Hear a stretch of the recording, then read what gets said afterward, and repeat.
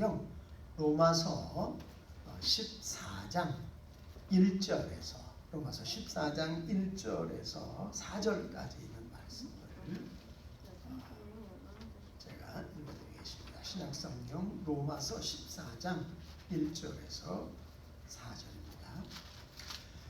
믿음이 연약한 자를 너희가 받되 그의 의심하는 바를 비판하지 말라. 어떤 사람은 모든 것을 먹을 만한 믿음이 있고 연약한 자는 채소를 먹느니라.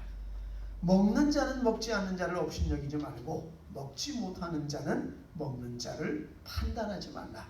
이는 하나님이 저를 받으셨음이니라. 남의 하인을 판단하는 너는 누구냐? 그 섰는 것이나 넘어지는 것이 제 주인에게 있음에 저가 세움을 받으리니 이는 저를 세우시는 권능이 주께 있음이니라. 아멘.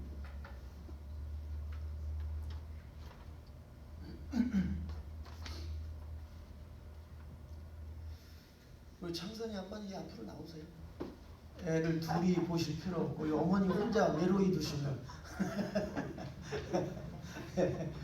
동지가 필요합니다. 예, 거기 두 분이 다 가 계시면 두 분이 다 말씀을 못 듣습니다. 우리 김밥이 재롱이 보느라고 재롱 보느라고. 자,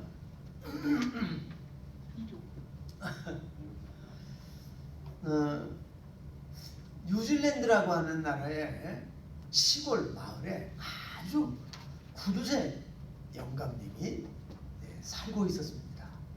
이분은 돈이 많고 땅도 많은 부자인데 얼마나 인색하고 구두쇠인지 돈을 쓰는 일이 없어요. 이웃에게도 돈도 안 쓰고 친척들, 친구들에게도 정말 돈을 안 쓰는 아주 인색한 영감님이었어요.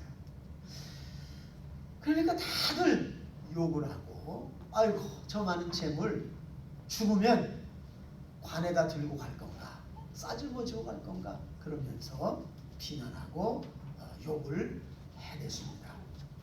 자, 이러다 보니까 주변에 친구들이 없잖아요. 사람들이 없잖아요. 친척들도 잘 돌아보지도 않고 식구들도 외면하고 말년을 외롭고 쓸쓸하게 사시다가 이 할아버지가 돌아가셨어요. 근데 마을 사람들이 장례식에 와보지도 않습니다. 얼마나 구두쇠로 살았는지. 예? 그런데 이 할아버지가 돌아가시고 난 다음에 유언장을 공개를 하게 되었는데 그 유언장을 알게 된 마을 사람들이 다 고개를 숙이고 눈물을 지으면서 자신들의 잘못을 뉘우쳤다고 합니다. 그 유언장의 내용이 뭐냐면 그 마을은 큰데 관계시설이 아주 나빴어요. 물도 제대로 지하에서 나오지 않는 그런 아주 정말 수도 시설이 너무 형편없어서 사람들은 멀리 있는 강가라든가 좋은 물이 있는 샘을 찾아가서 물을 길어서 먹는 그런 힘든 환경이었어요.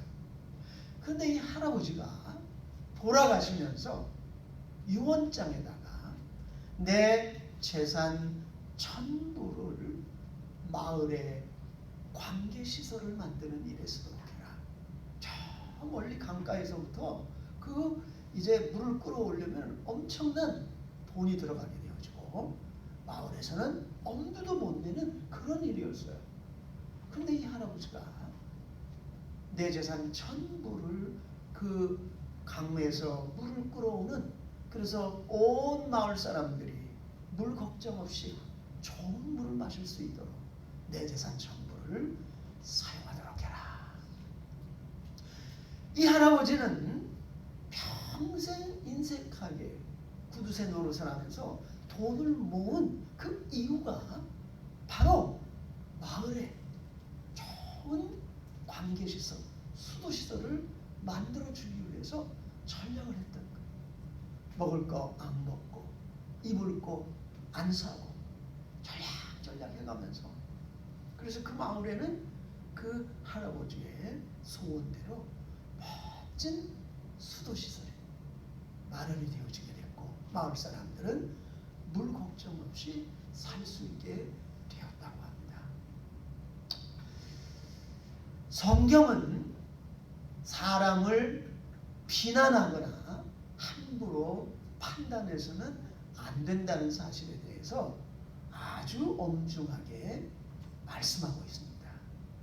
이 세상에서 사람을 심판하거나 판단하실 수 있는 분은 오직 하나님 한 분뿐이시라. 오늘 말씀을 통해서 저는 이 비난의 문제, 또 다른 사람을 함부로 심판하고 판단하고 정죄하는 이런 문제에 대해서 오늘 하나님께서 주시는 말씀을 함께 살펴보려고 하는데요.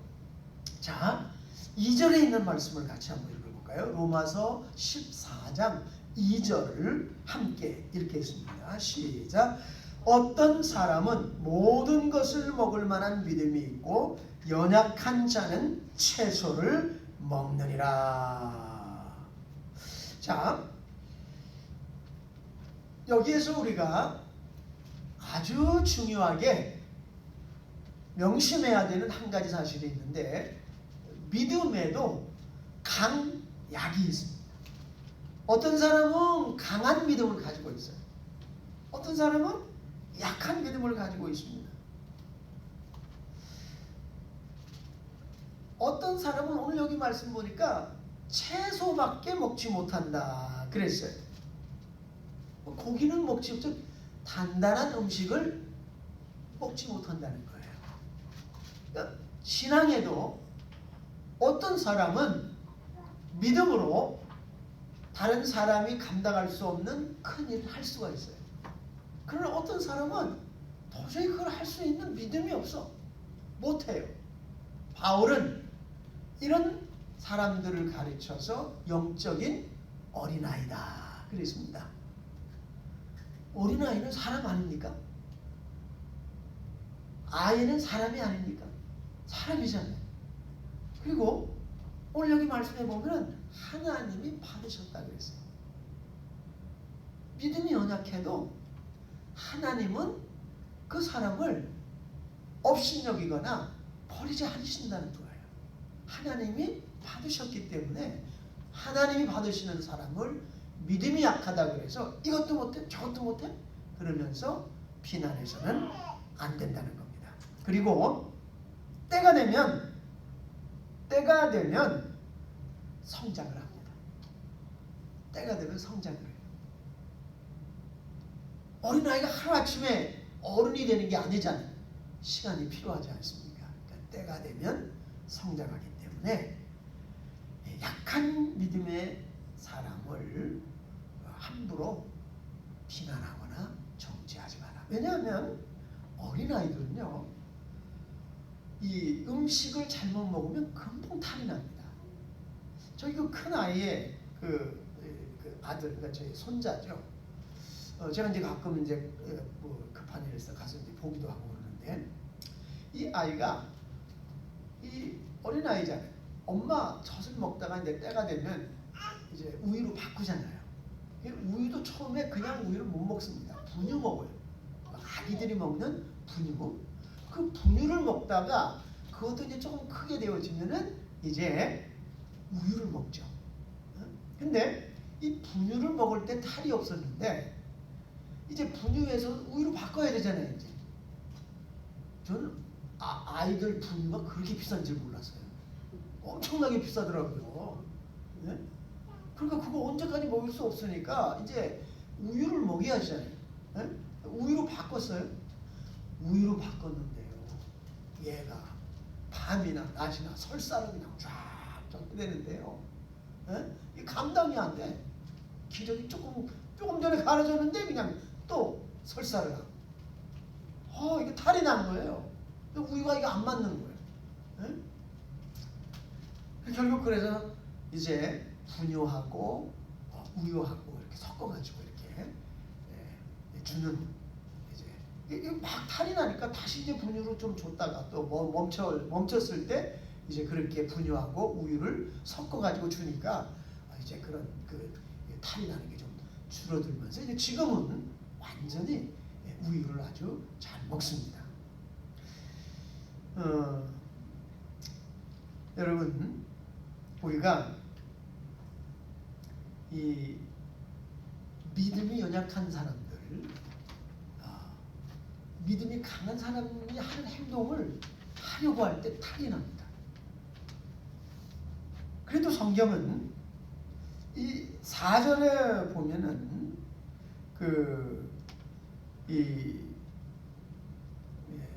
남의 하인을 판단하는 너는 누구뇨? 그렇게 말씀을 하시면서 이 13절에 보세요. 13절 같이 읽어볼게요. 시작.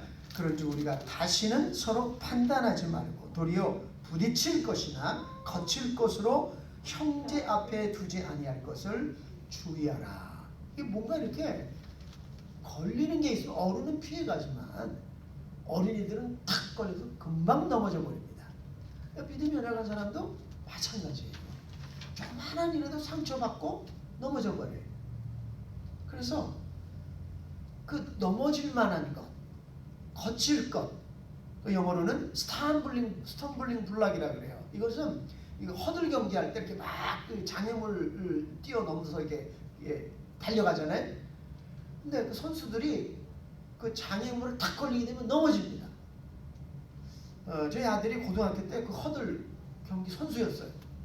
근데 얘가 막 이렇게 달리다가 1등으로 막 달리다가 마지막에 장애물 마지막 하나만 넘으면 1등이야.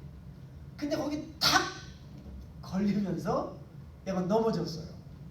그러니까 바닥이 콘크리잖아요. 거기에 무릎이 탁 하면서 무릎이 까져가지고 피가 막 줄줄줄 흐르더라고요. 장애물, 걸리적거리는 거. 그런 게 앞에 있으면 어른은 피해가지만 아이는 그렇지 못해요. 금방 걸려서 넘어지기 때문에 그런 거 앞에 두지 말라는 거예요. 여러분, 교회는 이 믿음이 강한 사람 중심의 교회가 돼서는 안 됩니다. 교회는 항상 믿음이 연약한 사람 중심의 교회가 되어져야 돼요.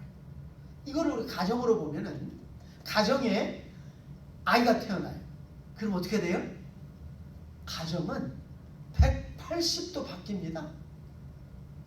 모든 게 새로 태어난 아기 중심이에요. 애 중심이에요. 집안이 집안을 고상하게 가꾸고 좋은 가구 갖다 놓고 이거는 상상할 수가 없어요. 애가 태어나오면. 예? 막 기어다니죠. 아무거나 잡아서 넘어뜨리죠. 예? 그리고 막 그냥 어지러뜨리죠. 응?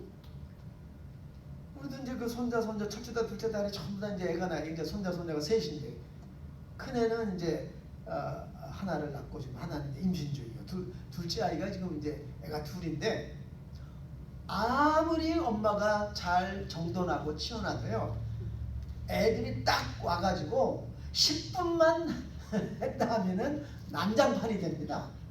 그냥 막 얼마나 어지러웠는지 몰라요. 네?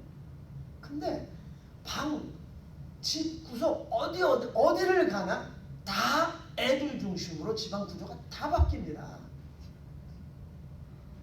부모 중심이 아니에요. 어른 중심이 아니에요. 모든 게 애 중심이야. 그렇게 다 바뀌어버려요. 그래야지 애를 키울 수가 있어요. 네? 어른 중심으로 그렇게 집을 그렇게 해놨다가는, 예를 들게 되면 이렇게 이렇게 응접실 같은데 이렇게 상 같은 거 이렇게 하나만 놔도 어떻게 애들은 거기서 부딪히죠. 화분, 멋있는 화분 갖다 놔요. 그거 다 엎질러 가지고 깨버립니다. 엉망진창으로 만들어요. 애들은. 그게 애들이야. 어쩔 수가 없어. 애들이 있는 집안은 항상 어질러져 있어요. 시끄러워요. 그런데 여러분, 그렇게 어지르고 똥 싸대고 오줌 싸대고 기저귀 갈고 그래도 어린아이가 집안에 있는 것으로 인해서 얼마나 큰 기쁨이 식구들 모두에게 주어집니까? 모든 게 아기 중심으로 다 바뀌어야 돼요. 이 교회도 마찬가지예요. 교회가 믿음이 강한 사람 중심의 교회가 돼가지고는 교회가 부흥할 수가 없어요. 교회는 어린아이 중심, 새로운 사람들 중심 다 이게 바뀌어져야 돼요. 예. 그렇지 않으면 교회가 부흥할 수 없어요. 달라질 수가 없습니다. 가정이 바뀌든 아기 중심으로 바뀌든 교회는 항상 어린아이 중심이에요. 그것을 교회에 먼저 나온 사람들, 또 믿음이 강한 사람들이 감당을 해야 됩니다. 믿음에도 강약이 있어요. 내가 신앙생활을 오래 하면서 나름대로 하나님께 대한 여러 가지 체험도 있고 말씀에 서 있으면 신앙생활을 얼마 하지 않은 사람은 그런 체험이 없어요. 하나님을 잘 알지 못해요. 내가 하는 대로 할 수가 없습니다. 이런 사실을 우리가 인정하고 믿음이 연약한 사람들을 성경은 받아들이라. 마치 우리 가정에 어린아이가 있는 것 같이 받아들이고 그렇게 성장할 수 있도록 환경을 다 이렇게 조성을 해주라는 거예요. 잘 자랄 수 있도록 탈나지 않게. 그 다음에 3절에 있는 말씀을 볼게요. 3절 다 같이 14장 3절 있습니다. 시작.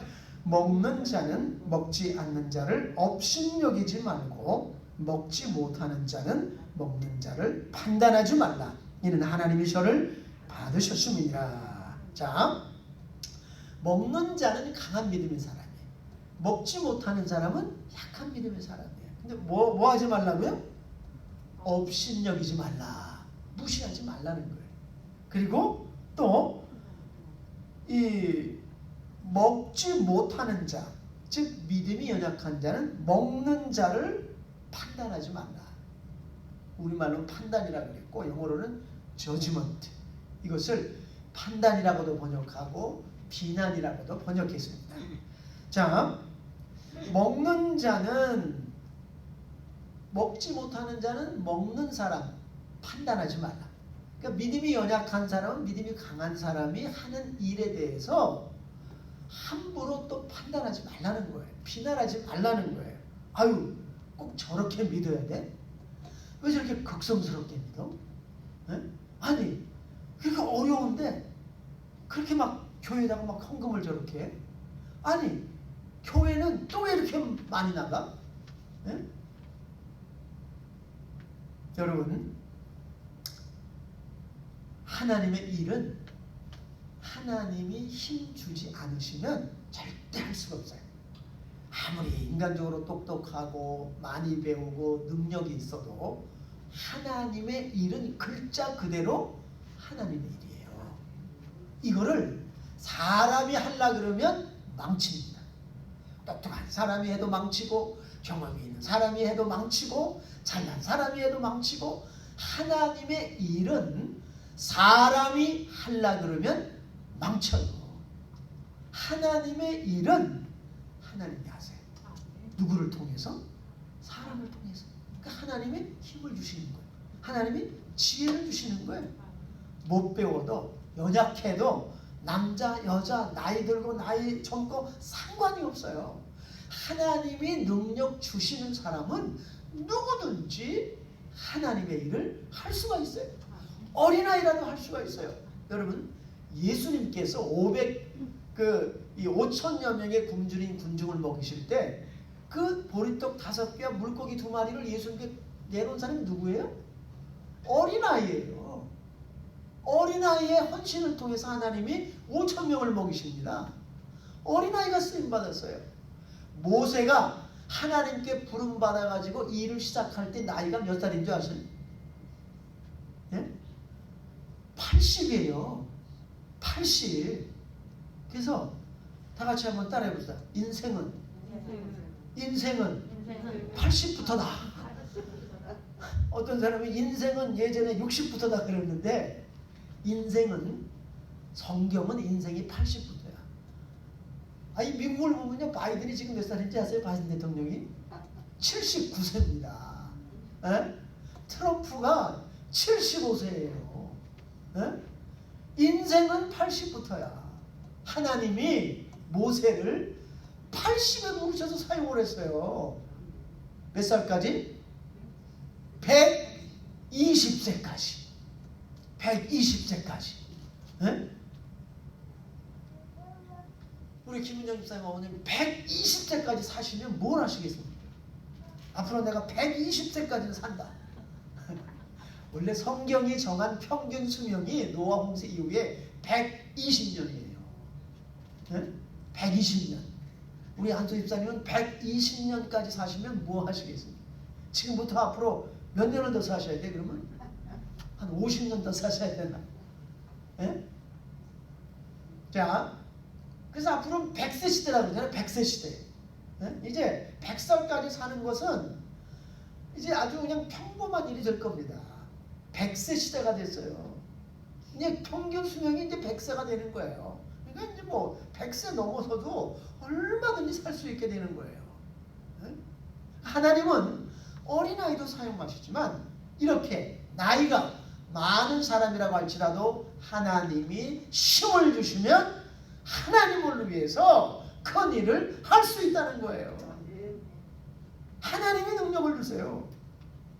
그리고 믿음이 연약한 사람들은, 믿음이 강한 사람들이 하나님을 위해서 뭔가 이런 일을 볼 때 그것을 하나님이 능력을 주시면 저런 일을 감당을 할 수 있는 거구나. 이게 4절에 있는 말씀이에요. 4절에 여기 뭐 4절 하반절에 보면 저를 세우시는 권능이 주께 있음이니라. 하나님이 세우셔서 그 일을 감당하게 하시는 거예요. 하나님이 힘을 주시면요, 아무리 연약해 보여도요 큰 일을 이룰 수가 있어요.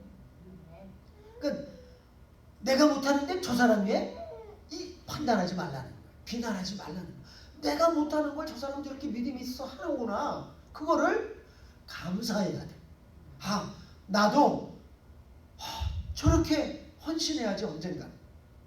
하나님 저렇게 내가 신앙의 모델로 삼을 수 있는 분을 내 옆에 두신 건 너무 감사합니다. 내가 지금은 할 수 없지만 저도 꼭 저렇게 하겠습니다. 예수님께서 베드로에게 뭐라 그랬어요? 내가 지금은 나를 따라올 수 없지만 이 후에는 따라오리라. 그 말씀을 하면서 베드로가 어떻게 죽을 것을 예언하신 거라 그랬어요. 여러분, 베드로가 죽을 때 어떻게 죽었어요? 예수님은 똑바로 십자가에 못 박혀 죽었지만 베드로는 내가 어떻게 예수님과 똑같이 죽느냐? 거꾸로 십자가에 매달아 죽여라.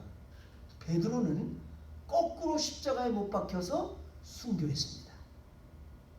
예수님 모른다고 부인하고 도망가던 베드로가 왜? 믿음이 성장했어요. 이제 감당할 수 있어요. 어떤 일이라도, 어떤 사명이라도.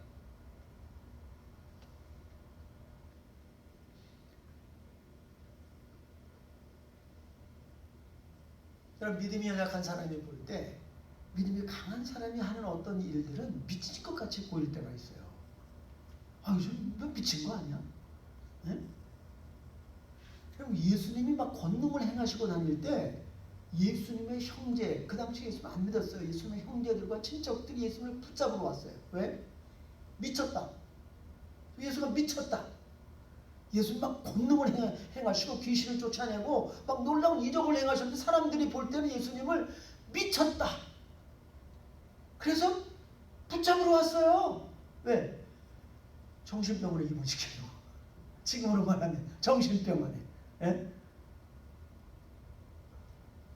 여러분, 우리나라에 지금 대장동 게이트라고 하는 그 이재명 씨 그 연루된 이 판교 그 개발 사건, 그게 제가 이렇게 뉴스를 좀 이렇게 이게 도대체 무슨 일인가 하고 좀 자세하게 들여다보니까 그 시발점이 그걸 터뜨린 사람이 이재명 지사의 형이더라고요. 형 이재선이라고 하는 회계사예요.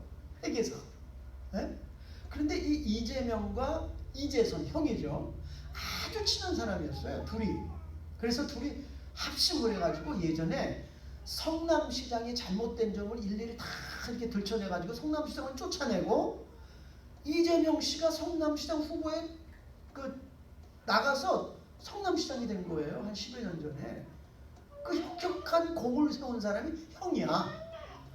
아주 똑똑한 사람입니다. 회계사 당국대 4년 수석 졸업 수석으로 장학생을 장학 공부를 받고 장학금 받고 공부한 사람이고 대학교 2학년 때 회계사 시험을 통과했어요. 그 한국의 전 회계사 중에 몇 명 안 됩니다. 아주 천재적인 두뇌 소유자예요. 그 이재명 씨 형이 이재선이가. 예? 근데 사람이 똑똑한 사람들은 약간 그 비판적인 게 있잖아요. 그래서 항상 성남시의 잘못된 것에 대해서 이 사람이 비판의 글을 썼어요. 이렇게 해서는 안 된다. 이거 고쳐야 된다. 시정해야 된다. 예? 늘 그렇게 비판적인 목소리를 내던 사람이야. 근데 이제 자기 이제 동생이 됐잖아. 그러니까 동생이 원래 이재명 씨가 인권 변호사예요. 그러니까 동생은 잘하겠지. 인권 변호사니까. 근데 이재선 씨가 동생 주변을 보니까 이상한 사람들이 몰려들어. 예? 그래서 보다 못해서 동생한테 편지를 썼어요. 동생 주변에 있는 사람들이 안 좋은 사람들이 몰려든다. 그래서 형이 그때 지적한 사람이 누군가 하면은 지금 이 대장동 게이트에 최고 선봉에 서 있는 유동규라고 하는 사람이에요. 동생. 그 사람은 내가 볼 때 아무리 봐도 좋은 사람이 아닌 것 같다. 곁에 두면 안 된다. 에? 정말 정직하고 의로운 사람들, 헌신할 수 있는 그런 좋은 사람들을 갖다가 곁에 두어야 되지. 그런 사람 곁에 두면 안 돼. 형이 막 동생에게 그런 충언을 한 거야. 충언을. 네? 그런데 어느 날 갑자기 이재명 씨가 형을 정신병자로 몰아가지고 정신병원에 감금을 시키려고 했어요. 그게 아주 그냥 큰 사건으로 한국 사회를 얼마나 시끄럽게 했습니까? 예? 그런데 그게 나중에 알고 보니까 형이 그때 대장동에 대한 문제를 건드렸어요. 이게 뭔가 이거 심상치 않은 문제다. 이거 나중에 터지게 되면은 내 동생이 엄청난 타격을 받겠고 잘못하면 감옥에도 가겠다. 그래서 그 사건에 대해서 대장동에 대해서 벌써 몇 년 전부터 언급을 했어요. 그런데 그걸 받아들이지 않고 동생이 형을 미쳤다고 정신병원에 감금시키려고 한 것이 얼마나 큰 사회적인 물의를 일으켰습니까? 예? 그것 때문에 사실은 그 이재명 씨는 재판 받아가지고 감옥에 갈 뻔했어요. 대선 후보도 되지도 못하고. 예? 선거법 위반. 근데 어쨌든 미쳤다. 근데 미친 사람이 아니었어요.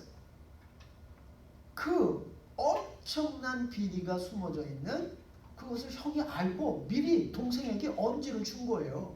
이거 조심하지 않으면 큰일 납니다. 그런데 똑같이 이 사건을 갖다가 이 성남시 뭐라 그럽니까? non-profit 성남시에 억울한 일을 당하는 사람들을 도와주는 김사랑이라고 하는 작가였어요. 작가. 이 사람이 있었습니다. 그러니까 이 사람도 마찬가지예요. 성남시에 여러 가지 잘못된 일을 갖다가 이제 사람들이 제보를 해주잖아요. 그럼 이거 고쳐야 됩니다. 이거 억울한 상황이 있습니다. 이런 걸 늘 글로 써서 실었어요. 작가니까. 근데 그 주민들을 위해서. 네? 그런데 이 형이 이 사람에게 대장동에 대한 제보를 주면서 이거를 좀 실어달라. 성남 시민들이 알 수 있도록. 이 사람이 실었어요. 그냥 그런가 보다 하고 실었는데 어느 날 이 사람이 납치됐습니다. 그리고 어떻게 됐느냐? 정신병원에 감금됐어요. 정신병원에. 이 사람이 똑같이. 네? 구사일생으로 거기에서 도망쳐 나와가지고 이분이 나중에 너무너무 경찰, 검찰 할 것 없이, 시의원 할 것 없이 다 통속이 돼가지고 자기를 정신병원에 감금시켜가지고, 왜? 대장동에 대해서 언급을 했어요. 대장동. 그것은 여러분 돈 3억 5천, 예? 미국 돈으로 한 30만 불 되네. 30만 불. 예? 그거 투자해가지고 4,500억. 지금 보니까 한 6천억도 넘더라고요. 그거를 7사람이 다 가져갔어. 이런 어마어마한 비리가 처음에는 뭣도 모르고 그냥 이 사람도 그냥 이런 여기에 뭐가 문제가 있나 보다 냈는데 정신병원에 감금됐어. 자, 어찌됐든 제가 말씀드리고 싶은 것은 예수님이 올바른 일을 했는데 미쳤다. 바울이 복음을 전하면서 하나님 말씀을 전하는데 바울을 보고 예전에 바울을 알던 사람들이 뭐라 그래? 미쳤다. 바울이 미쳤다. 바울아, 네가 너무 많이 배워가지고 네 학문이 너를 미치게 만들었다. 요즘 말로 하면 이렇게 뒤집어 씌워가지고 정신병원에 감금시키려고 했다는 거예요. 얼마나 많은 열정적인 신앙의 사람들이 미쳤다는 말을 주위 사람들에게 들었는지 모릅니다. 여러분, 우리가 하나님께서 어떤 사람에게 믿음을 줘가지고 힘과 능력을 주어서 하나님의 위대한 일을 이룰 때 우리는 하나님께 감사와 영광을 돌려야 될 줄로 믿습니다. 여러분, 정기 목사가 제가 지난번에 말씀드린 86세로 돌아가셨잖아요. 그분이 여의도에다가 교회 짓는다고 할 때 모든 사람들이 다 미쳤다 그랬어요. 다 미쳤다. 네? 그리고 여의도는 그 집안이 모래예요. 그 밑에가 모래. 그 모래에다가 그 어마어마한 그 10,000명이 더 들어가는 그 웅장한 교회 건물을 짓는다는 게 말이 됩니까? 예? 그 집안이 모래인데 다 미쳤다 그랬어요. 다 미쳤다. 예? 안 된다. 힘들다. 예? 하나님이 들어 쓰시는 사람들은 세상이 볼 때는 어떻게 보면은 미친 사람이에요. 미친 사람. 남이 갖지 못하는 열정을 가지고 미친 듯이 그 일을 이루려고 헌신을 하기 때문에 그렇게 못하는 사람들이 볼 때 이게 미친 사람. 우리가 함부로 판단하거나 정죄해서는 안 됩니다. 하나님의 힘과 능력을 주시면 아무리 부족해 보이는 사람이라고 할지라도 도저히 이룰 수 없을 것 같은 그런 큰 일들을 이룰 수 있다는 거예요. 자, 이러기 때문에 18절, 14장 18절을 우리 마지막으로 읽고 우리 잠시 말씀을 새겨보고 마치겠습니다. 18절 같이 읽습니다. 시작. 이로써 그리스도를 섬기는 자는 하나님께 기뻐하심을 받으며 사람에게도 칭찬을 받느니라. 할렐루야. 자, 그리스도를 섬기는 즉 믿는 사람들은 어떻다고요? 먼저는 누구에게 기뻐하심을 받아요? 하나님께. 즉 하나님께 인정을 받는 사람입니다. 근데 여기서 끝나지 않고 또 뭐예요? 네? 사람에게도 뭘 받아요? 칭찬을 받는다. 자, 예수님을 섬기는 사람들은 하나님께만 인정받는 것이 아니에요. 그런데 은사를 체험하고 하나님의 능력을 체험하고 하나님에서 일을 하는 사람들에게 있어서 제일 조심해야 될 게 뭐냐 하면 나와 하나님과만 이 중요시하게 생각을 해요. 하나님만 알아주면 돼. 그래서 굉장히 독선적이 됩니다. 다른 사람의 말을 듣지를 않아요. 그리고 이상하게 이기적이 되고 무례하고 아주 더 투쟁적이 되어져요. 내가 하나님께 직접 받아가지고 이 일을 하는데 왜 간섭이야? 말을 듣지는 않아. 무례해요. 여러분, 하나님의 사람은 절대 무례하지 않습니다. 사도 바울은 사랑에 대한 정의를 내리면서 사랑은 무례하지 않으며, 무례라고 하는 것은 다른 사람 막 무시하는 거잖아요. 교만하게 행동하고 이기적이고 나를 듣지 않고. 그러니까 신앙이 좋은 사람들의 이 경계해야 될 점이 바로 이런 점이에요. 내가 하나님께 계시를 받았는데 하나님이 나에게 말씀을 하셨는데 이러면서 안 듣는 거예요. 그러니까 이런 사람들을 세상은 어떻게 돼요? 너나 잘 믿으세요. 예수 믿어. 너나 잘 믿으세요. 당신이나 잘 믿어. 당신 보니까 나 그렇게 예수 믿고 싶지가 않아. 사람에게도 칭찬을 받는다 그랬습니다. 여러분, 초대교인들 보세요. 초대교인들이 막 성령 충만하고 방언하고 예언하고 막 능력으로 충만했는데 그 초대교인들이 세상 사람들이 볼 때 너무너무 사랑이 충만한 거예요. 그래서 세상 사람들이 초대교인들에게 붙여준 이름이 그리스도인이었습니다. 크리스찬. 즉, 그 말은 예수 같은 사람들. 야, 우리가 앞으로 성령 충만받고 하나님의 능력으로 충만하게 체험받았으니까 우리는 이제 크리스찬이야. 우리는 예수 같은 사람이야. 자기들이 그렇게 주장한 게 아니에요. 누가? 안 믿는 사람들. 세상이 초대교인들을 보고 크리스찬이다, 그리스도인이다. 저 사람들은 진짜 예수 같은 사람들이다. 칭찬을 했어요. 그 결과가 뭐냐? 수많은 사람들이 나도 예수 믿어야지, 나도 믿어야지. 초대교회에 놀라운 부흥의 역사가 일어납니다. 세상이 칭찬을 하니까 사람들이 야, 저 사람들 같이 저렇게 변화된 모습이면 나도 믿어야지. 서로 사랑 얼마나 뜨겁게 서로 사랑하는지 나도 믿어야지. 그리고 어떤 때는 하루에 3,000명씩이나 예수 믿겠다고 결심을 하고 나옵니다.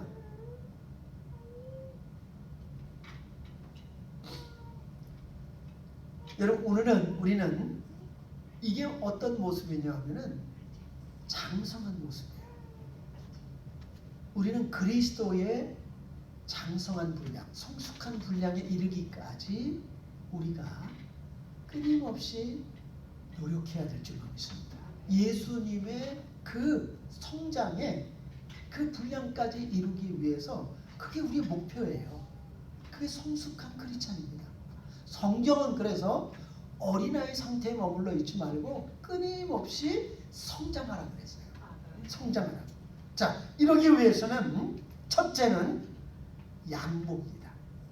성숙한 크리스찬에게 나타나는 가장 첫 번째 특징이 양보예요. 여러분, 애들을 보세요. 절대 양보하지 않습니다. 애들에게는 양보라는 게 없어요.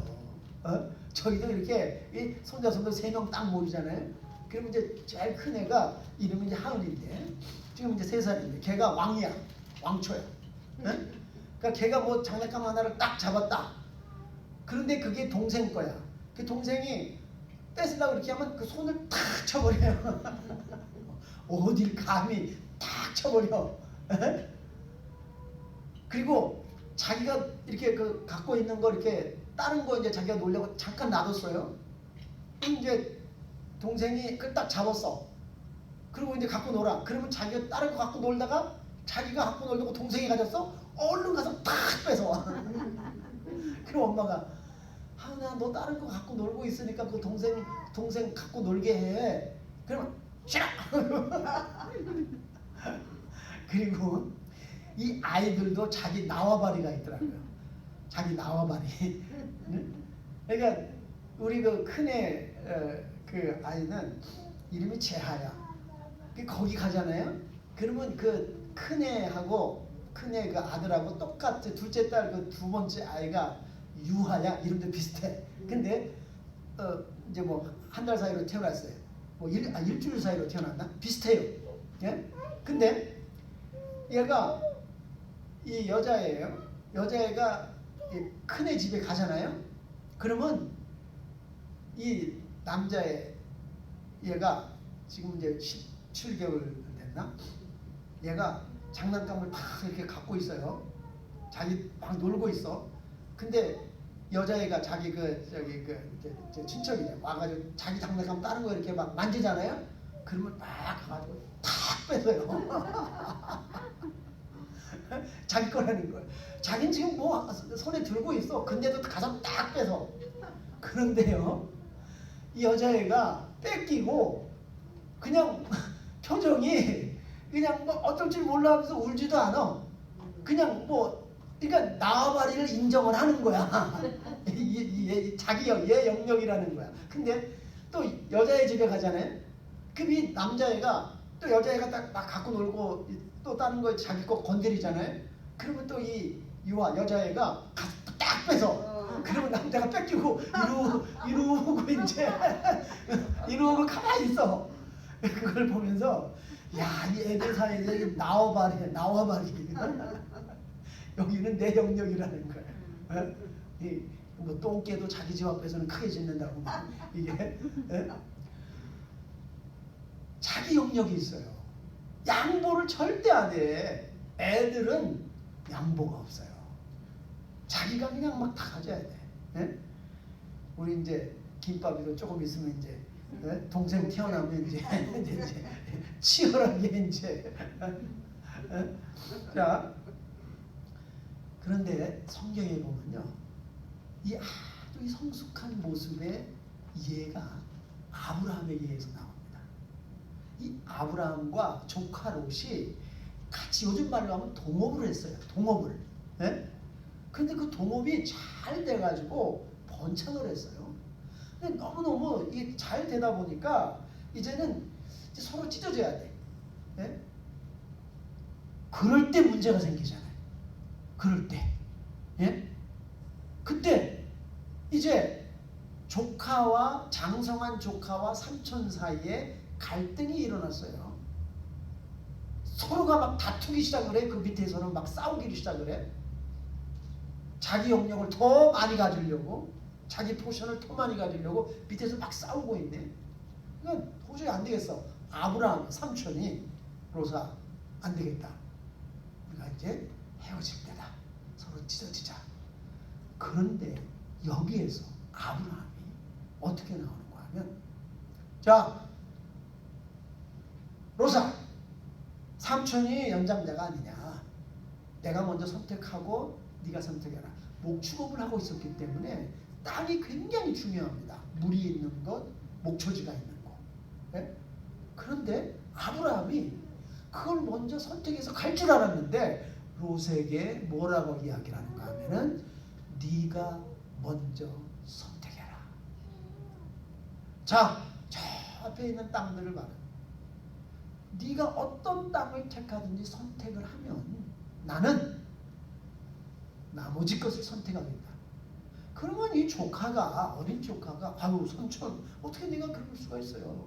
삼촌이 먼저 하세요. 이렇게 해야 당연한데 이게 좀 싸가지가 없어 이게. 에? 이 어린 조카가 얼른 좋은 땅을 다 차지합니다. 그 땅이 뭐냐 하면 소돔과 고모라 땅이었어요. 하나님께서 멸하시기 전이었기 때문에 성경이 그 땅을 뭐라고 표현을 하는가 하면은 얼마나 기름진지 에덴 동산, 하나님의 동산, 그러니까 지상의 낙원 같은 그런 땅이라는 거예요. 얼마나 풍부한 땅이면. 예? 여러분 미국에서 제일 풍부한 땅이 어디예요? 샌프란시스코입니다. 샌프란시스코. 예? 근데 지금은 신프란시스코가 됐어요. 신이라고 하는 것은 영어로 죄입니다. 죄. 예? 최고 비옥한 땅. 롯이 거기를 선택해 갔어요. 아브라함에게 남은 것은 황무지, 물도 별로 없고 목초지도 없는 그야말로 팔레스타인의 사막지대, 거기가 남았어요. 헤브론 지역. 근데 아브라함은 그리로 가. 롯에게 좋은 거 다 주고 이때만 해도 아브라함이 얼마나 어리석고 롯이 얼마나 똑똑해. 좋은 거 다 차지하고 가가지고 부자가 됐어요. 그런데 아브라함이 성심에 있을 거 아니에요. 근데 아브라함이나 하나님이 아브라함아 걱정하지 말아라. 내가 너를 번성케 할 것이다. 내가 너를 축복할 것이다. 롯은 소돔과 고모라로 갔지만 어떻게 됐어요? 멸망할 때 그 많던 재산 다 날아갔습니다. 다 잃어버렸어요.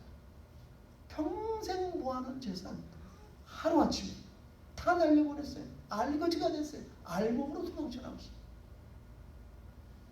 아브라함은 어떻게 됐습니까? 네? 그 황무지에 갔지만 하나님이 축복하셔서 이 아브라함은 믿음의 초상, 열국의 아버지가 되는, 네? 그가 하나님 물질적으로 아브라함을 얼마나 풍성하게 축복하는지 모릅니다. 여러분, 막 투쟁하고 싸우고 먼저 이렇게 잡는 자가 앞서가는 것 같지만 하나님이 축복하지 않으면 밤이 맞도록 수고해도 빈배예요.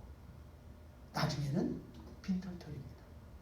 하나님은 양보하는 사람을 축복하세요. 막 그냥 자기가 내가 더 가지려고 아웅다웅하는, 가지는 것 같지만 결국은 잃어버려요. 성숙의, 신앙의 성숙의 가장 첫 번째 모습은 양보하는 거예요. 내가 손해보더라도 양보하는 거예요. 그 다음에 두 번째로는 섬김입니다. 예수님은 제자들이 서로가 막 높아지려고 했을 때 대야에 물을 가져와서 발을 씻겨 주었어요. 하인들이나 종들이나 하는 일, 섬김입니다. 신앙이 성숙하고 장성한 사람들은 남이 하기를 꺼려하는 일을 희생적으로, 헌신적으로 섬깁니다. 그 섬김의 장소, 희생의 장소에 반드시 있어요.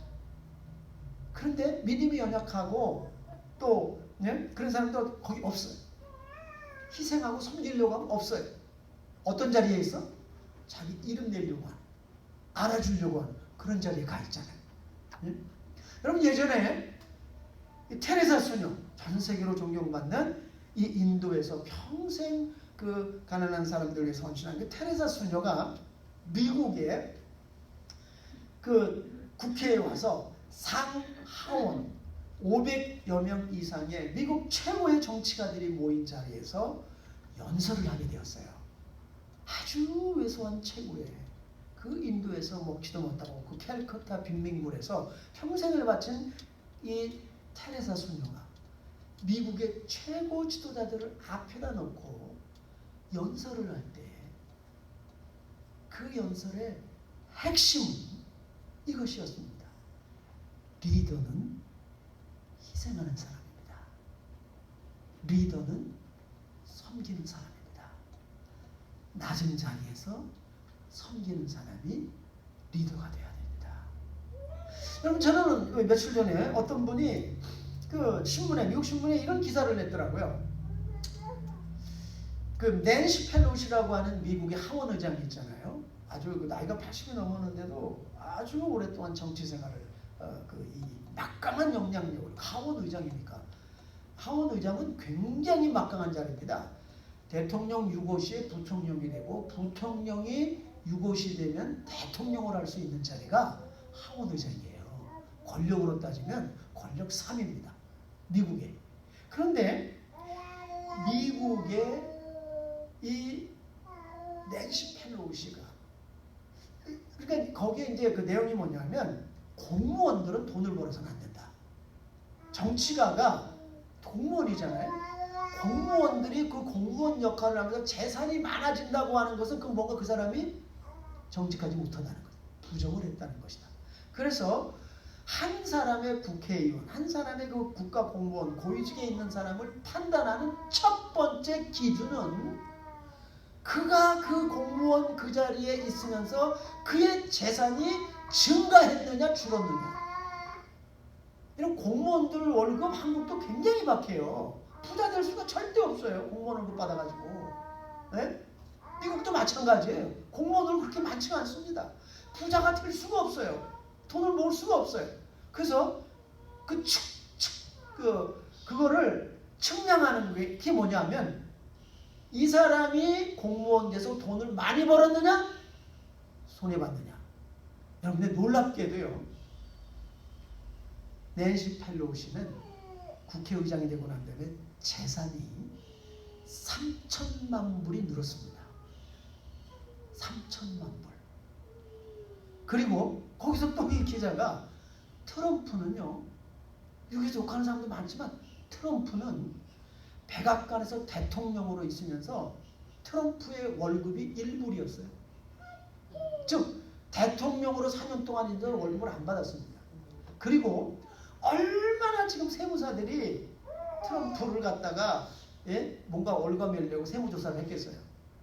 트럼프의 재산이 대통령 되고 4년 동안에요 1억 불이 줄어들었답니다.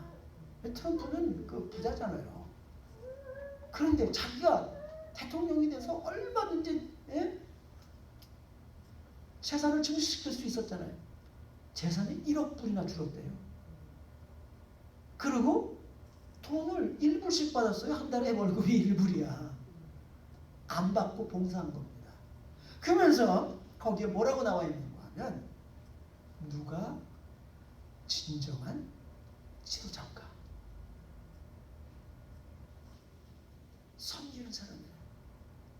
희생적으로 자기 것을 희생하면서 섬기는 사람이 진정한 지도자지. 그 위치를 이용해서 뭔가 돈을 벌고 재산을 증식시키고 갑부가 되어지고 절대 리더가 아니라는 거예요. 마지막으로 책임입니다. 성숙한 사람들은 여러분 어른들은 어때요? 자기가 하는 행동에 책임을 지는 사람이에요. 애들은 어때요? 애들은 책임지지 않아요. 뭐 깨놓고 부시고 애들은 책임지지 않습니다. 신앙도 마찬가지예요. 신앙이 어린 사람들은 책임이 없어요. 책임을 지려고 도망가 버려요. 그러나 성숙한 신앙의 사람들은 책임을 집니다. 다른 말로 하면 사명이에요. 내가 이루어야 되는 그 일을 반드시 하는 거예요. 왜? 하나님이 나에게 주셨어. 내가 사람 보고 하는 게 아니에요. 하나님이 주셨어.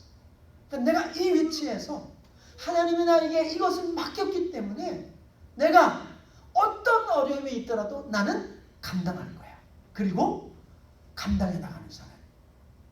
제가 이 말씀을 준비하면서요, 참 아주 참 이게 감동적이고 가슴 아프기도 하고 감동적인 그런 간증을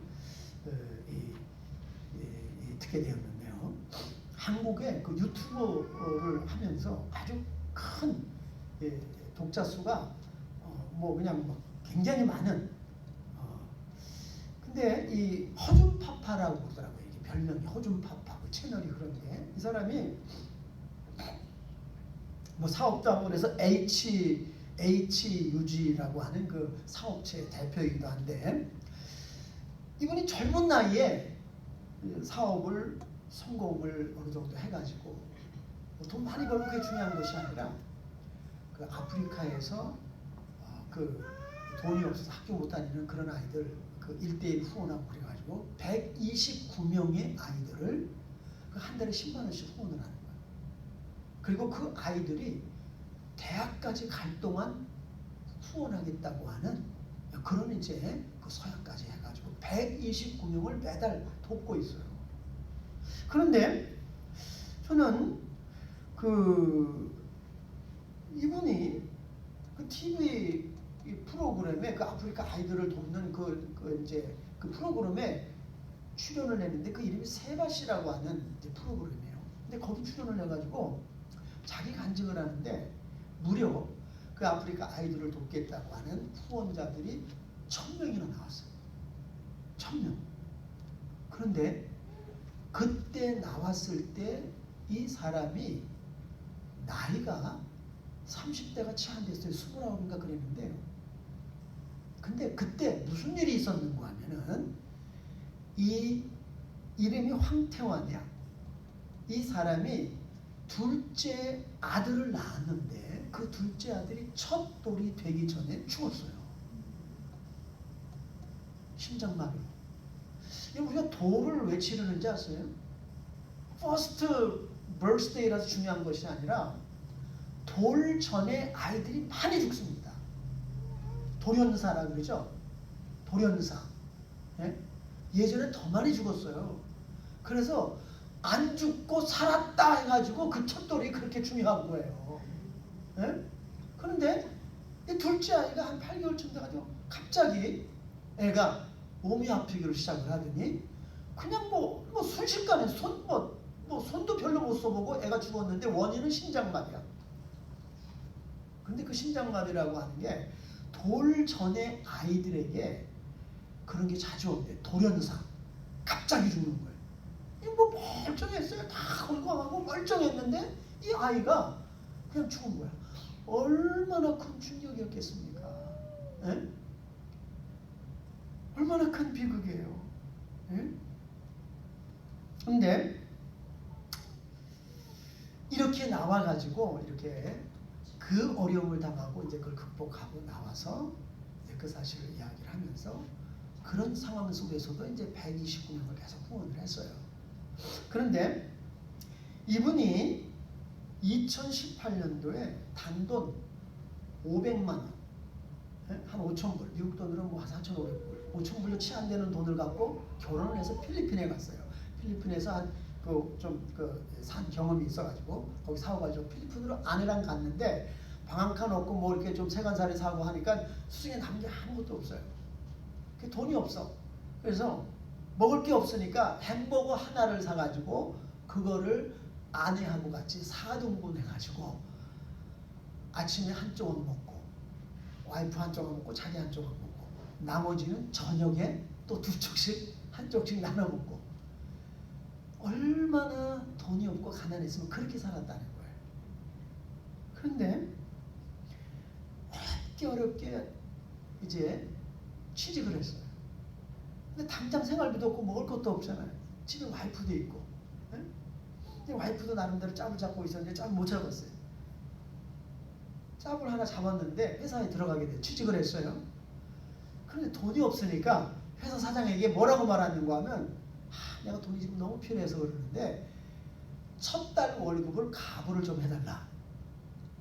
첫 달 월급이 180만 원이야. 우리 여기 미국 달러로 한 1,500불. 첫 달 월급을 가불 좀 해달라.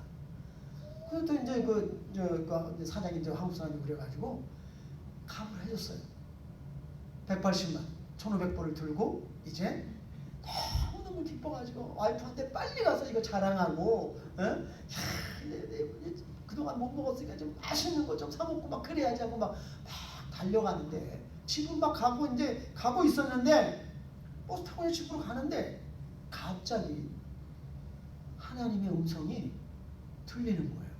이게 믿는 사람이었어요. 태환아, 첫 열매는 누구 거지? 그게 막 너무 선명하게 이렇게 딱 들리는 거야. 그러니까 첫 열매? 그러니까 어릴 때부터 신앙생활을 했으니까 구약에 보면은 첫 열매는 하나님의 거라 그랬어요. 이게 돈이 이거 하나님의 거? 첫 열매는 누구에게 드려야 되지? 너무 갈등이 되는 거예요. 고민이 되고. 하나님이 뭔가 하나님께서 그 필요하시다고 하는 그런 마음에 막 감동을 준 거예요. 그때가 수요일이었어요. 그 저녁에 아내하고 같이 이렇게 수요 예배, 몇 명 안 되지만 수요 예배를 나왔는데 그 돈을 가지고 왔어요. 설교 시간 내내 첫 열매 누구 거? 첫 열매 누구? 자꾸 하나님이 그렇게 말씀하시는데 월급 봉투 180만 원이 들어있는 그 월급 봉투를 쥐었다가 폈다가 다 꾸며줬어. 그 월급 봉투가 이게. 근데 마지막에 설교도 하나도 안 들어와. 그냥 하나님이 계속 그건 누구 거? 그건 누구 거? 그런데 와이프는 안 믿는 사람하고 결혼했어요. 안 믿는 사람하고. 그런데 이 와이프하고 결혼할 때 교회 나가는 거를 이제 전제로 결혼을 했어요. 그래서 교회 따로 나온 거예요. 그냥 와이프는 안 믿는데. 예? 근데 그거 180만 원 하나님께 다 드렸다고 하면은 와이프가 어떻게 하겠어요? 당장 뭐 그냥 뭐 난리가 날 거예요. 그런데 예배가 거의 끝나갈 무렵에 목사님 마지막 축도하기 전에 뒤에서 막 뛰어나와가지고 앞에 여기 헌금에다가 탁 놓고 그리고 뛰어나가 버렸어요. 이거 와이프는 그걸 몰라. 지금 왜 저런 거야 쟤 하면서 저 남편이 왜 저래 나중에 알고 보니까 바쳤다는 거야.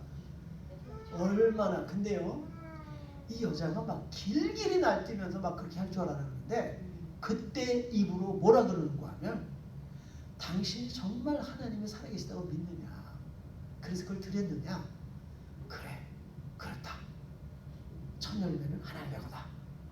그러니까 이 와이프가 그때 뭐라 그러는 거 하면 정말 하나님이 살아계시다면 우리에게 한 달에 1,000만 원 벌게 해주면 내가 정말 하나님이 살아계신 줄 알고 나도 죽을 힘을 다해서 믿겠다. 당신이 180만 원 드릴 정도로 그분이 그렇게 진짜 살아있는다고 확신을 믿어주면 나도 기도하겠다. 그리고 와이프가 그때 시작한 게 뭐 쇼핑몰 시작했어요. 인터넷.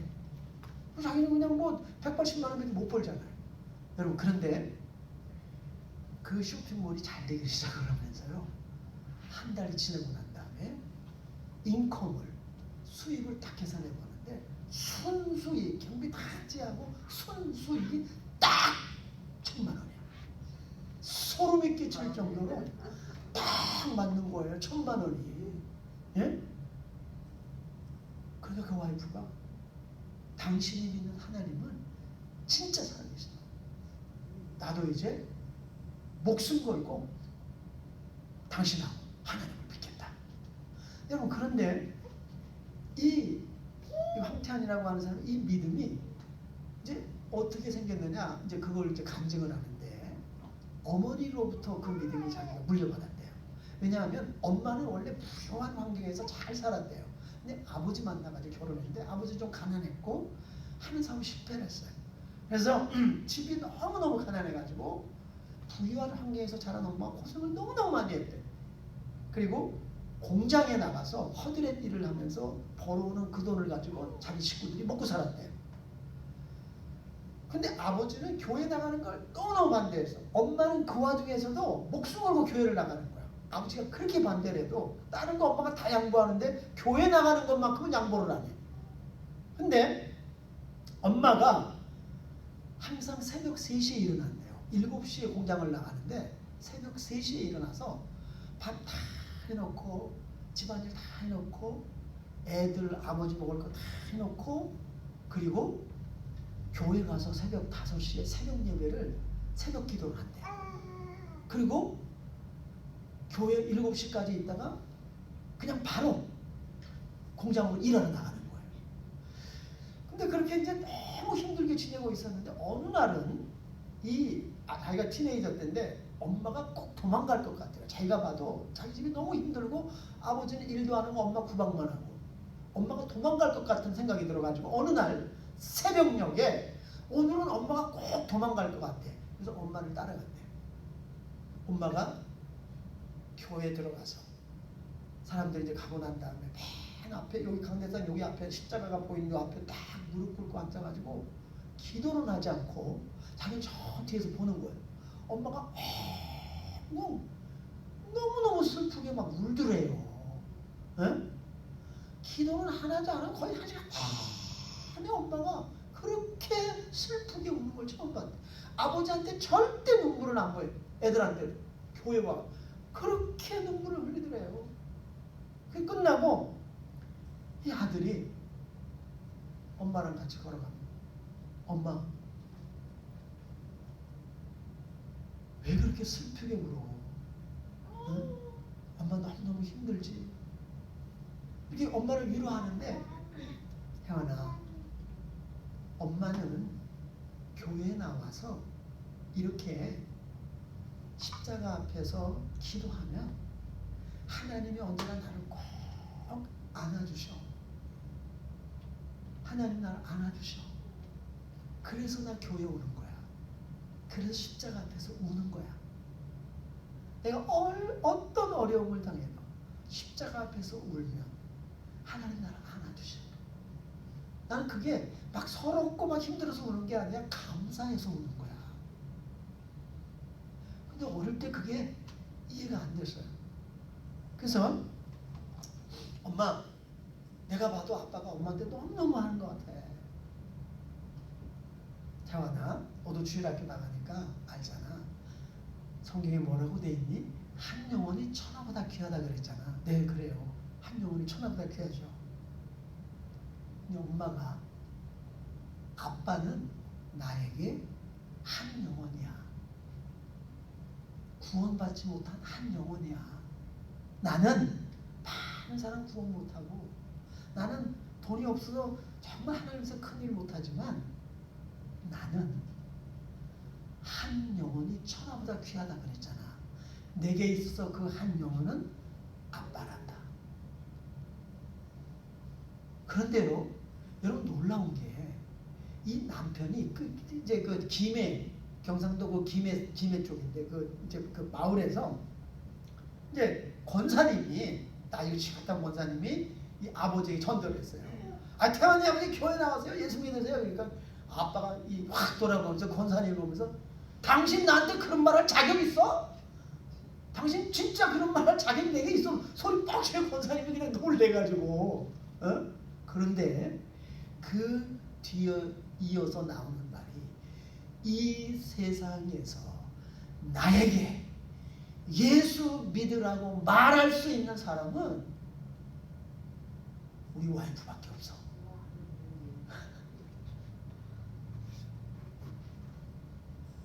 예수를 안 믿는 아버지. 그 아버지가 볼 때도 엄마는 진짜야. 자기 와이프는 진짜야. 자기가 그렇게 못되게 굴고, 그래도 그렇게 자기가 퍼붓고 막 그래도 자기가 아무 말도 안 해. 애들은 그걸 지켜보면서 엄마가 이제 막 대파 싸우고 그럴 것 같은데 엄마는 아무 말도 안 한대. 가만히 있는데. 그리고 십자가 앞에 가서 우는 거야. 이 어린아들이 그걸 본 거예요. 그래서 얘도 커서, 애가 죽었잖아. 애가 죽었잖아. 에? 그때 엄마가 십자가 앞에 가서 울던 생각이 나. 그 기억이 나. 자기도 십자가 앞에 가서 우는 거예요. 하나님, 이제 8개월밖에 안 돼. 우리 아들 왜 데려가셨어? 왜 데려가셨어? 막 우니까 하나님이 들려주시는 거예요. 아들을 잃은 너의 마음을 내가 안다. 그리고 네 아들은 지금 나와 함께 너무 영광의 모습으로 편안한 모습. 그러면서 하나님도 환상을 보여주시는데, 그 아들이 아주 그 찬란한 그 빛이 비춰지는 그 요람, 아기가 누워있는 그 요람에 너무너무 편안하고 행복한 모습으로 누워있는 모습을 하나님 환상으로 보여주시는 거예요. 나하고 잘 있다. 내가 너의 아픔을 안다. 그리고 이것을 통해서 내가 할 일이 있다. 그래서 이분이 그 세바시에 나가서 간증해가지고 아프리카 1000명의 어린아이들의 생명을 구원한 거예요. 여러분, 성숙한 신앙의 모습은 바로 어떤 상황 속에서 사명을 감당하는 겁니다. 하나님은 나에게 주신 사명, 내가 어떤 일이 있더라도 이것을 감당합니다. 우리가 이 땅에서는 이해할 수 없고 이해하기 힘든 그런 일들을 당할 때가 많지만, 그것을 통해서 하나님은 크고 놀라운 일을 이루실 줄로 믿습니다. 기도하겠습니다. 사랑의 하나님, 오늘 저희들